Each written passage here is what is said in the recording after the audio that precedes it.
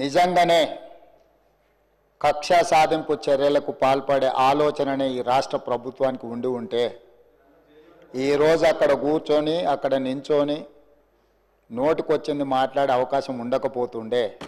చెంచల్గూడలో చెర్లపల్లిలో మమ్మల్ని ఎక్కడైతే పెట్టినరో డిటెన్షన్ సెల్లో ఎవరిని కలవకుండా నిర్బంధించినరో అక్కడనే మీరుండేటోళ్ళు. కానీ మా ప్రభుత్వం 15 నెలల్లో ఎవరి మీద కూడా కక్ష సాధింపు చర్యలకు పాల్పడలేదు. అధ్యక్ష, డ్రోన్ ఎగరేసిందని, డ్రోన్ ఎగరేస్తే ఎవరైనా అనుమతి తీసుకోకుండా ఒక డ్రోన్ ఎగరేస్తే ఆ డ్రోన్కు 500 రూపాయలు ఫైన్ వేస్తారు అధ్యక్ష. కానీ పార్లమెంట్ సభ్యుడిగా కాంగ్రెస్ పార్టీ వర్కింగ్ ప్రెసిడెంట్గా నన్ను అరెస్టు చేసి జైలుకు పంపించి మామూలుగా దానికి 500 రూపాయల ఫైన్ ఉంటే బిలో 7 ఇయర్స్ ఉంటే రిమాండ్కే పంపరు, పోలీస్ స్టేషన్ బెయిల్ ఇవ్వాలి. కానీ అధికారాన్ని అడ్డం పెట్టుకొని అన్ని రకాల వ్యవస్థల మీద ప్రభావితం చేసి చెర్లపల్లి జైలుకు పంపించి నక్సలైట్లు ఐఎస్ఐ తీవ్రవాదులు ఉండే డిటెన్షన్ సెల్లో ఒక కాంపౌండ్లో ఏ ఒక్క ఖైదీని లేకుండా 7 ఫీట్ల బై 12 ఫీట్లు ఉంటే అందులో 3.5 ఫీట్లు పండుకోవడానికి దిమ్మె ఉంటుంది, ఒక చిన్న బాత్రూమ్ ఉంటుంది అధ్యక్ష. 16 రోజులు డిటెన్షన్ సెల్లో ఒక్క మనిషిని చూడకుండా నన్ను నిర్బంధించిన ఆ కోపాన్ని దిగమింగుకొని రాష్ట్ర ప్రయోజనాల కోసం ఈరోజు పనిచేస్తున్నా అధ్యక్ష. రాత్రిపూట పడుకోవడానికి లైట్ బంద్ చేయకుండా ట్యూబ్ లైట్లు ఆన్లో పెడితే అది ఓపెన్ ఎయిర్ జైలు. ఇంతింతలో బల్లులు 7 ఫీట్లలో 3.5 ఫీట్లు దిమ్మ ఉంటే దిమ్మ మీద పడుకుంటే ఇంకొక 3.5 ఫీట్లు గ్యాప్ ఉంటుంది. లైట్లు బంద్ చేయకుండా లైట్లు ఓపెన్ పెడితే అధ్యక్ష ఇంతింతలో బల్లులు 20-30 పైన ట్యూబ్ లైట్ ముందు పురుగులు తిరుగుతుంటే అది ఓపెన్ ఎయిర్ జైలు కాబట్టి పురుగులు వస్తే పురుగులను తినడానికి బల్లులు పరిగెత్తుతుంటే ఏ ఒక్క రోజు రాత్రి కూడా పడుకోకుండా మేల్కతో కూర్చున్న అధ్యక్ష. బయట కానిస్టేబుల్ లైట్ బంద్ చేయ పడుకుంటా అంటే లేదు సార్ పైనుంచి ఆదేశాలు ఉన్నాయి, ఆ ట్యూబ్ లైట్లు బంద్ చేస్తే మీరు పడుకుంటారు కాబట్టి ట్యూబ్ లైట్లు ఆన్లోనే పెట్టమని. ఆ ట్యూబ్ లైట్ స్విచ్ బయట ఉంటుంది అధ్యక్ష, లోపల ఉండదు. ఆ చిన్న బాత్రూమ్ చిన్నది, కూర్చుంటే బయటకు కనిపించేటట్లుంటుంది అధ్యక్ష. ఒకసారి నేను ఎమ్మెల్యేల హోమ్ కూడా నా దగ్గర ఉంది కదా, ఎమ్మెల్యేలను నేను తీసుకెళ్తా, మంత్రులను తీసుకెళ్తా. ఏ జైల్లో ఐఎస్ఐ తీవ్రవాదులను కరడుగట్టిన నక్సలైట్లను బంధిస్తారో పార్లమెంట్ సభ్యుని నన్ను 16 రోజులు అందులో బంధిస్తే 16 రోజులు రాత్రిపూట ఏ ఒక్క రోజు పడుకోలేదు అధ్యక్ష. పొద్దున పూట బయటకు వదిలినప్పుడు 6 గంటలకు వచ్చి ఖైదీలను బయటకు వదులుతారు కదా అధ్యక్ష. బయట ఒక చెట్టు ఉంటే 16 రోజులు పొద్దున పూట చెట్టు కింద పడుకున్న అధ్యక్ష. అయినా నేను కోపం ప్రదర్శించలే. ఇవన్నీ కూడా దేవుడు అనేటోడు ఉంటాడు, చూస్తాడు, అంతకు 4 ఇంతలు అనుభవిస్తారని నేను అనుకున్నా. సరిగ్గా నేను ప్రమాణ స్వీకారం చేసే రోజే నా మీద కక్ష సాధించిన వాళ్ళని దేవుడే చూపించి దావకంలో షరీక్ చేపించిండు అధ్యక్ష. నేను ఎవరిని ఏం అనాల్సిన పని లేదు. మొదటిసారి నన్ను జైల్లో ఎన్ని రోజులు పెట్టినరో వాళ్ళకి తెలుసు.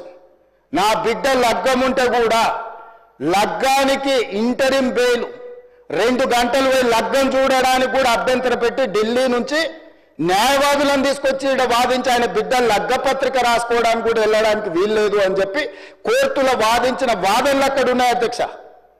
కోర్టు నాకు కండిషనల్ బెయిల్ ఇచ్చింది అధ్యక్ష. చెర్లపల్లి జైలు నుంచి ఎన్కన్వెన్షన్ ఫంక్షన్ హాల్కి పోయి నా బిడ్డ లగ్గపత్రిక రాసుకొని అక్కడి నుంచి సీదా మళ్ళీ చెర్లపల్లి జైలుకు పోయిన అధ్యక్ష. రాజకీయ కక్ష సాధింపు మీద నాదా? నా బిడ్డ లగ్గానికే పోకుంటే నన్ను అడ్డుకున్నా ఎవరికైనా అధ్యక్ష, మన పిల్లల కంటే మనకేముంటుంది అధ్యక్ష ఈ భూమి మీద? నా బిడ్డ లగ్గానికి లగ్గపత్రిక రాసుకోవడానికి కూడా అడ్డుకుంటే కూడా నేను మిమ్మల్ని ఏమనలే. నేను పార్లమెంట్ సభ్యుడిగా ఉంటే, పార్టీ వర్కింగ్ ప్రెసిడెంట్గా ఉంటే ఎవరో జర్నలిస్టు డ్రోన్ ఎగిరేసి వాళ్ళ విలాసవంతమైన బంగ్లాల వివరాలు తీసుకొచ్చి నాకు అందిస్తే వాటిని పత్రికలకు విడుదల చేసిన పాపానికి నన్ను అక్రమ కేసులు పెట్టి అదే చెర్లపల్లి జైల్లో డిటెన్షన్ సెల్లో పెట్టారు అధ్యక్ష. 16 రోజులు నిద్రలేని రాత్రులు గడిపిన పార్లమెంట్ సభ్యుడిగా, పార్టీ వర్కింగ్ ప్రెసిడెంట్గా అయినా నేను కక్ష చూపించలేదు అధ్యక్ష. నిజంగానే నేను కక్ష చూపించదలుచుకుంటే మీ కుటుంబంలో ఒక్కరు కూడా బయట ఉండరు అధ్యక్ష. అందరు చెర్లపల్లినే నేను ఎలా ఎన్నికల ముందు చెప్పినట్టు మీకు డబుల్ బెడ్రూమ్ ఇల్లు మీరు పేదలకు కట్టియలే, మీ గ్యారంటీ కట్టిస్తే మీ కుటుంబానికి డబుల్ బెడ్రూమ్ ఇల్లు అని చెప్పుంటే అధ్యక్ష. ఎన్నికల హామీలు అమలు చేయలేదంటుంది కదా అధ్యక్ష. ఎన్నికలప్పుడు ఈ హామీ కూడా ఇచ్చిన ఆ కుటుంబానికి చెర్లపల్లి జైల్లో డబుల్ బెడ్రూమ్ కట్టిస్తా, కొడుకు కోడలు అల్లుడు బిడ్డ ఉంటే వేరే వేరే ఎందుకుంటారు, అందరినీ కలిసి ఒకటే దగ్గర ఉండేటట్టు కట్టిస్తాను. కానీ ఆ హామీ కూడా నేను అమలు చేయలే, ఎందుకంటే నేను విఘ్నత ప్రదర్శించాలనుకున్నా. ఈ అధికారం ప్రజలు ఇచ్చింది ప్రజల సంక్షేమం కోసం, తెలంగాణ రాష్ట్ర అభివృద్ధి కోసం, పారదర్శకమైన పరిపాలన అందించడం కోసం నాకు అధికారం ఇచ్చిండ్రు. ప్రజలు ఇంత పెద్ద అధికారాన్ని, ఇంత పెద్ద బాధ్యతను ఈ వయసులో నాకు అప్పచెప్పింది నా కోపం కోసమో, లేకపోతే నన్ను నా పట్ల వాళ్ళు వ్యవహరించిన విధంగానే వాళ్ళ పట్ల నేను వ్యవహరించడానికి ప్రజలు నాకు అధికారం ఇవ్వలేదని విచక్షణను ఉపయోగించి ఈరోజు కూడా వాళ్ళ మీద ఇంతవరకు అక్రమ కేసులు పెట్టలేదు అధ్యక్ష. కానీ సొంత పార్టీ ఆఫీసులో కూలీ మనుషులను తెప్పించి రికార్డ్ చేయించి పచ్చి బూతులు మీరు తిట్టిస్తే కూడా చెంపలు వలగొట్టేంత శక్తి ఉన్న సంవయనంతో ఊరుకున్న అధ్యక్ష.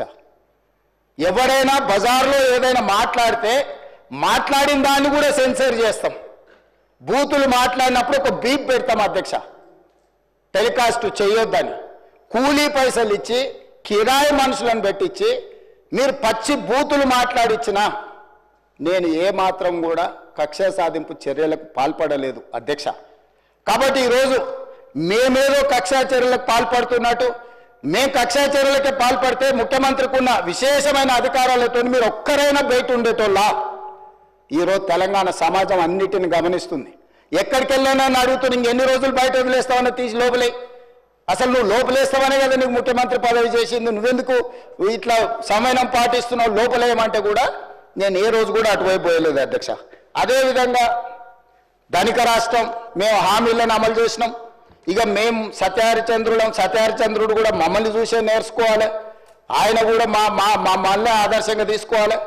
ఇట్లాంటి మాటలు మాట్లాడుతుంటే పర్వాలేదు, వాళ్ళ గొప్పతనాలు వాళ్ళు చెప్పుకుంటే నా ఇప్పు నువ్వు గోకు, నీ ఇప్పు నేను గోకుతా అనే పాలసీలో వాళ్ళ గురించి వాళ్ళు గొప్పలు చెప్పుకుంటా అంటే నాకు అభ్యంతరం లేదు. కానీ ఒకటి రెండు విషయాలు, తెలంగాణ సమాజం వ్యవసాయ కూలీలు, వ్యవసాయ రైతులు, వ్యవసాయం మీదనే ఆధారపడ్డ ప్రజలు తెలంగాణలో దాదాపుగా 70% ఉన్నారు.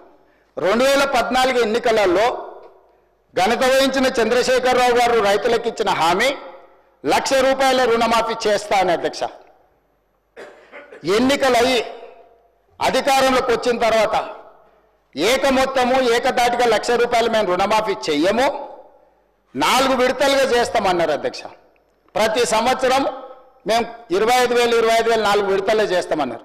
వీళ్ళు మొదటి 5 సంవత్సరాలు 2014 నుంచి 2018 వరకు ఎన్నికల వరకు వీళ్ళు చేసిన రుణమాఫీ ₹16,143 కోట్ల అధ్యక్ష.